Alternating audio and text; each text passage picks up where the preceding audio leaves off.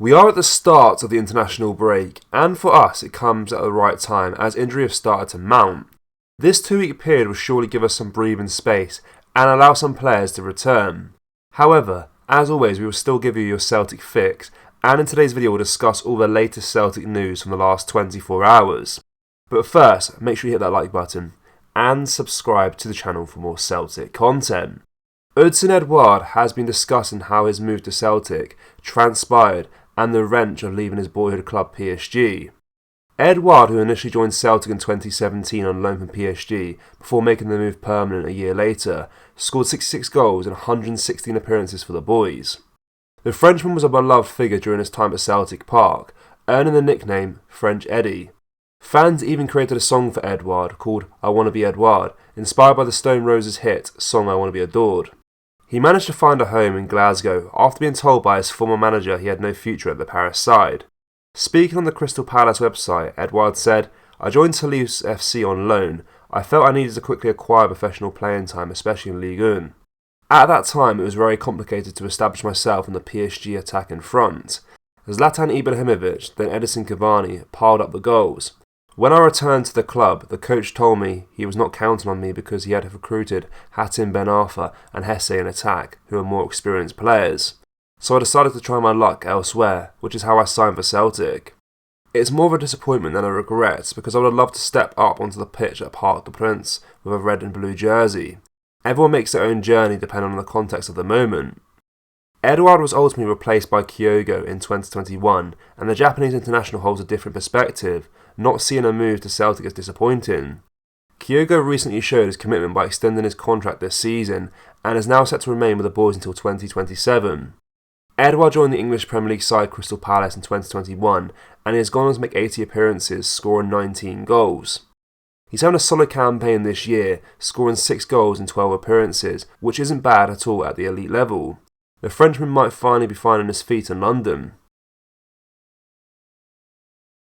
Chris Sutton has defended Celtic after journalist Ian Ladyman questioned why Brendan Rodgers returned to the hoops. In an article he wrote last week for the Daily Mail, Ladyman expressed his opinion that Rodgers is squandering his best years as a manager at Celtic. However, Sutton disagreed with Ladyman's remarks. Sutton, who played for Celtic from 2000 until 2006, scored 63 goals for the boys, and has built a career for himself in the media after his playing career. Sutton has been actively engaged in commenting, writing articles and regularly participating in podcasts with various outlets primarily focusing on Celtic. Ladyman's comments reflect a sentiment shared by some individuals who may not fully appreciate the honour of coaching the boys and the positive impact it can have on the manager's career. Ladyman's comments suggest his belief is that Rodgers has regressed in the managerial career. However, it's evident that Rodgers doesn't share this perspective. Rodgers has previously expressed his affection for Celtic and described the Celtic manager role as his dream job. Speaking on the It's All Kicking Off podcast, Sutton said, I think you're an excellent journalist, but you got this badly wrong. It's a really stupid argument here. Where do you want to go with this? Manchester City have won the Premier League for 5 out of the last 6 seasons. In a week when Manchester United, who have spent over £400 million, lose to the minnows of Copenhagen, you choose not to mention that. Newcastle United have spent a fortune and are bottom of their Champions League group, but you just went all in on Celtic and Scottish football. Scottish football in terms of attendances is the best supported league in Europe, so you can have your opinion on the standard of football, but the biggest and best barometer is that Scottish people don't care what you think, because they go out to the games week in and week out and they love their football. It's not always about the money, it's about the product and supporters' bums on seats supporting their local teams.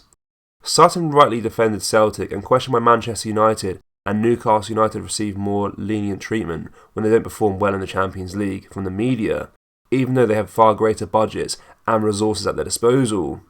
Sutton is correct in making a comparison between Celtic's dominance in Scotland and Manchester City's success in England, as highlighted in Ladyman's article.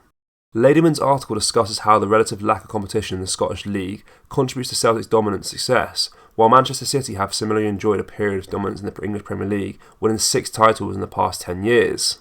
This comparison shows the importance of considering context when evaluating Celtic's dominance in Scotland. It can be seen as unfair when analysing Celtic's success without acknowledging Manchester City's recent dominance in English football and the financial resources at their disposal. Understanding the different environments and the resources available to these clubs is crucial for a fair assessment. Celtic brought in a number of players over the summer transfer window. Many of those have gone on to succeed so far in the 2023-24 season, but others have not. A select few, however, seem to have gone missing. One of those is Quan Hiu. The South Korean midfielder was signed from Busan I Park in the second tier of football in his homeland. There were high hopes for the 22-year-old, although he has yet to make a competitive appearance for Celtic. All supporters have seen for him so far in his 4 months at the club is his first half cameo against Athletic Club in the friendly. Even then he didn't impress. No reports have surfaced over injuries for Quan, and his situation remains a strange mystery. It seemed as though the Hoops were taking a punt when they signed him, but one wouldn't have expected it to come off this badly. His situation is most certainly one to monitor in the coming weeks and months, but at the minute it doesn't seem likely that Quan is going to become anything at Celtic anytime soon. Never say never though.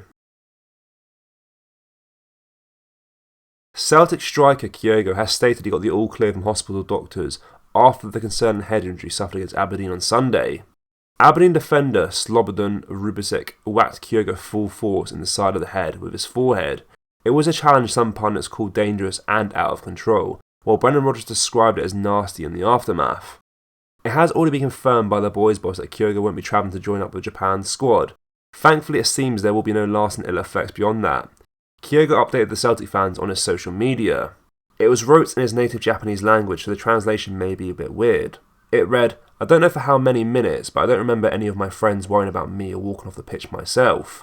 I felt protected by the football gods when I was told I was fine in hospital.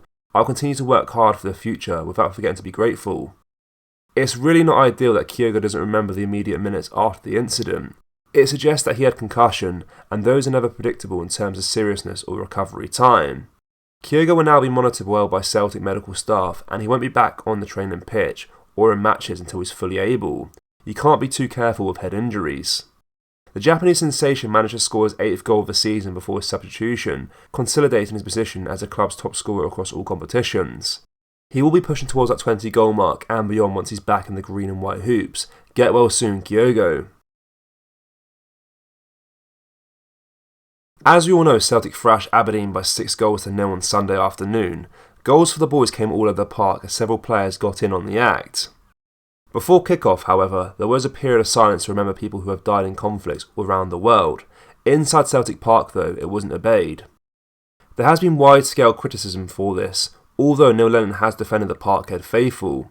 He said, "So, I don't know if this has been blown out of proportion, but you know Celtic fans make their points when it comes to anything involving the British Army or the royal family, and for me that is their right to do that. Everyone has the right to free speech, but many label it as distasteful to sing or make noise during a moment of remembrance. Everyone, however, are all completely entitled to their opinions, which are all understandable for numerous reasons. Neil Lennon knows the inner workings of the support and how many feel. The Irishman has an in-depth perspective and is in a good position to comment." Celtic fans, what do you make of Chris Sutton's defence? Let me know down in the comment section below. That brings us to the end of today's video, guys. Make sure you drop a like on this video and subscribe to the channel for more Celtic content. Thank you, take care, bye bye.